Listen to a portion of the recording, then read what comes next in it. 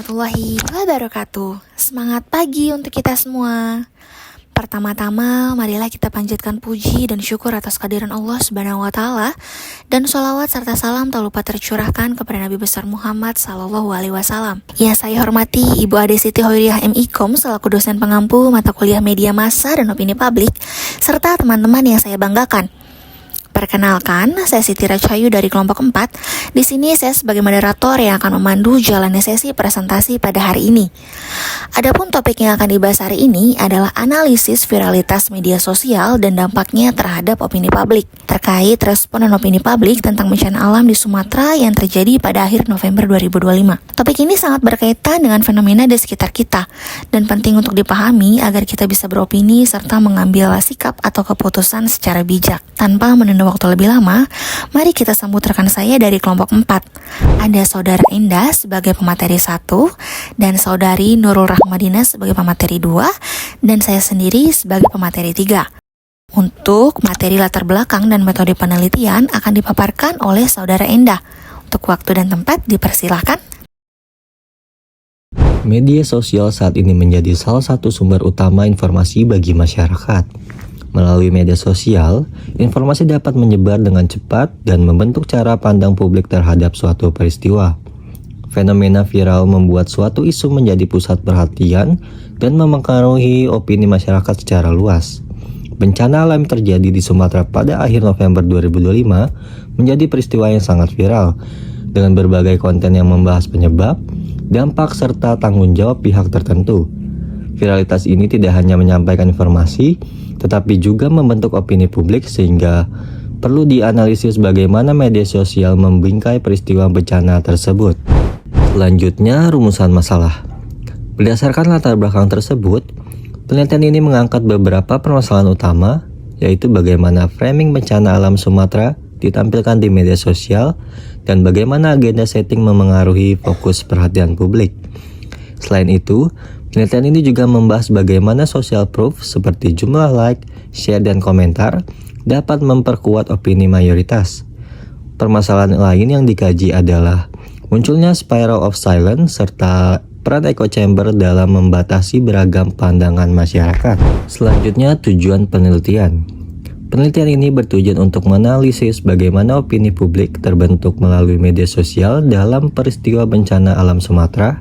Secara khusus, penelitian ini bertujuan untuk mengkaji peran framing dan agenda setting dalam menentukan isu publik, serta memahami pengaruh social proof, spiral of silence, dan echo chamber terhadap dinamika opini masyarakat. Selanjutnya, metode penelitian. Penelitian ini menggunakan pendekatan kualitatif dengan metode analisis isi terhadap konten media sosial yang viral selama periode bencana, yaitu tanggal 25 hingga 30 November 2025. Data yang dianalisis meliputi unggahan, komentar, tagar, dan diskusi publik di media sosial. Analisis ini dilakukan dengan menggunakan teori framing, agenda setting, social proof, spiral of silence, dan echo chamber untuk memahami pengaruh viralitas media sosial terhadap pembentukan opini publik. Terima kasih Saudara Enda atas materi yang sudah diberikan, dan untuk selanjutnya materi terkait temuan utama dan analisis teoritis akan dibawakan oleh Saudari Nurul Rahmadina. Untuk waktu dan tempat dipersilakan. Hasil analisis viralitas media sosial dan dampaknya terhadap opini publik yang kami dapatkan pada studi kasus bencana banjir bandang dan longsor yang terjadi di Sumatera akhir November 2025 menunjukkan bahwa komentar publik yang didapatkan dari berbagai platform diantaranya yaitu TikTok, X, dan Instagram terbagi ke dalam beberapa kategori opini, yaitu opini positif, negatif, netral, serta pro dan kontra. Opini positif umumnya berisi komentar empati, doa, dan dukungan terhadap relawan serta korban bencana. Opini negatif didominasi komentar kritik terhadap pemerintah, elit politik, serta kebijakan lingkungan seperti deforestasi dan alih fungsi lahan. Opini netral berfungsi sebagai penyampai informasi faktual dan klarifikasi. Sementara opini pro dan kontra menunjukkan adanya perdebatan dan polarisasi di ruang digital. Dalam diskursus publik, pola argumen yang muncul dapat diklasifikasikan menjadi argumen emosional, rasional, dan kolektif. Pada analisis ini, argumen rasional tersusun berdasarkan data, pengalaman, atau logika kebijakan seperti kritik terhadap deforestasi dan lemahnya mitigasi bencana. Sedangkan argumen emosional menonjolkan penderitaan korban dan empati terhadap manusia maupun satwa yang terdampak. Sementara itu, argumen kolektif muncul ketika publik mengikuti opini mayoritas atau figur publik tertentu sebagai rujukan kebenaran. Pada slide ini, kami akan menjelaskan pembahasan teori yang digunakan untuk menganalisis fenomena viral bencana di Sumatera dan dampaknya terhadap opini publik di media sosial. Pertama, framing. Framing menjelaskan bagaimana suatu peristiwa tidak hanya disampaikan apa adanya, tetapi dibingkai melalui sudut pandang tertentu.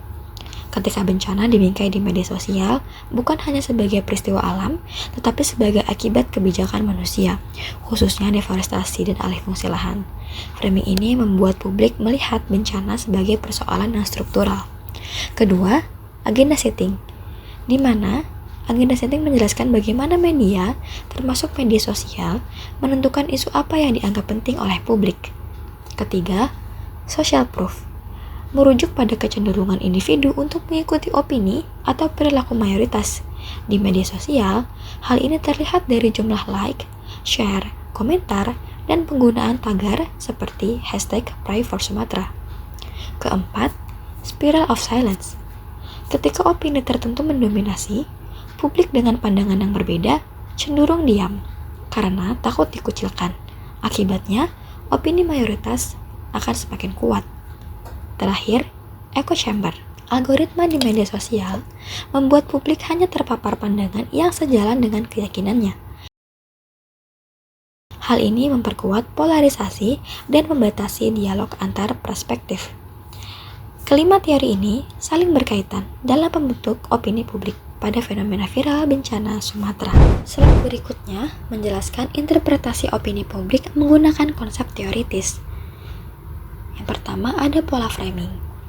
Dari perspektif framing, bencana alam di Sumatera tidak lagi dipahami semata sebagai musibah alam. Media sosial membingkai bencana sebagai akibat kelalaian pemerintah, dan ada juga pencitraan politik, serta kerusakan ekologis akibat deforestasi dan eksploitasi sumber daya alam.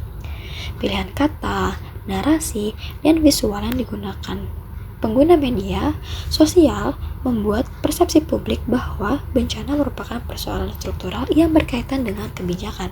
Yang kedua, ada agenda setting, di mana media sosial berfungsi sebagai arena agenda setting digital. Isu-isu tertentu seperti respons pemerintah, pernyataan elit politik, dan kerusakan lingkungan menjadi agenda utama karena terus diulang dan diviralkan. Akibatnya, perhatian publik lebih terfokus pada perdebatan tanggung jawab dan kebijakan dibandingkan isu mitigasi jangka panjang atau edukasi kebencanaan. Terima kasih Saudari Nurul atas materi yang sudah dibawakan dengan cukup jelas. Untuk slide selanjutnya, saya sendiri yang akan membahas terkait social proof, spiral of silence, echo chamber, sampai dengan kesimpulan. Social proof dalam pembentukan opini publik. Dalam konteks media sosial, mekanisme ini diperkuat melalui indikator popularitas seperti like, share, dan komentar yang memperkuat opini dominan. Kemudian tagar Pray for Sumatera mendorong solidaritas konflik. Lalu ada opini mayoritas yang dianggap sebagai kebenaran sosial. Lalu ada spiral of silence yang menggambarkan individu dengan opini minoritas yang cenderung diam karena takut dikucilkan atau diserang di media sosial, serta opini dominan yang semakin menguat. Lalu ada echo chamber. Echo chamber adalah situasi di mana seseorang hanya menerima dan memperkuat informasi yang sesuai dengan keyakinannya sendiri, yang dipengaruhi seperti algoritma media sosial yang mempersempit paparan informasi karena pengguna hanya melihat konten yang sejalan dengan keyakinannya. Kemudian terbentuk kelompok pro pemerintah dan kritis lingkungan, memperkuat polarisasi dan konflik wacana, serta dialog lintas perspektif semakin terbatas. Untuk selanjutnya adalah dampak fenomena viral yang terbagi menjadi dua, yaitu dampak sosial dan dampak individu. Untuk dampak sosial, yang pertama adalah opini publik, yaitu fenomena viral bencana Sumatera memunculkan opini publik yang terbagi menjadi positif, negatif, netral, dan pro kontra. Lalu ada pergeseran agenda dari bencana ke isu struktural. Melalui mekanisme agenda setting digital, isu bencana tidak lagi dipahami sebagai musibah alam, tetapi bergeser menjadi isu tanggung jawab negara, pencitraan politik, dan kejahatan ekologis. Ketiga, ada penguatan solidaritas sosial. Contohnya, viralitas tagar for Sumatera mendorong perilaku kolektif berupa donasi, doa bersama, dan dukungan relawan. Yang terakhir ada konflik narasi dan pemukaman opini, khususnya kritik lingkungan dan pemerintah. Lalu untuk dampak individu, yang pertama adalah kelelahan emosional dan tekanan sosial. Karena paparan berita atau konten bencana viral dan emosional secara berulang, memicu rasa marah, empati berlebihan, dan kecemasan. Yang kedua adalah pembentukan identitas kelompok digital. Fenomena viral memperkuat pembentukan kelompok-kelompok opini, contohnya yang pro pemerintah versus kritis lingkungan. Yang terakhir ada penguatan citra relawan dan aktivis lingkungan atau kelompok relawan.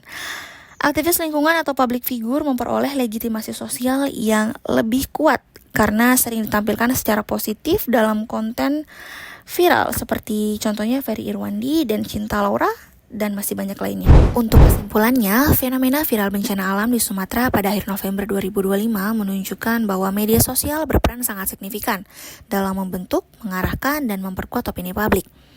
Analisis ini juga menyimpulkan bahwa viralitas media sosial memiliki dampak ganda.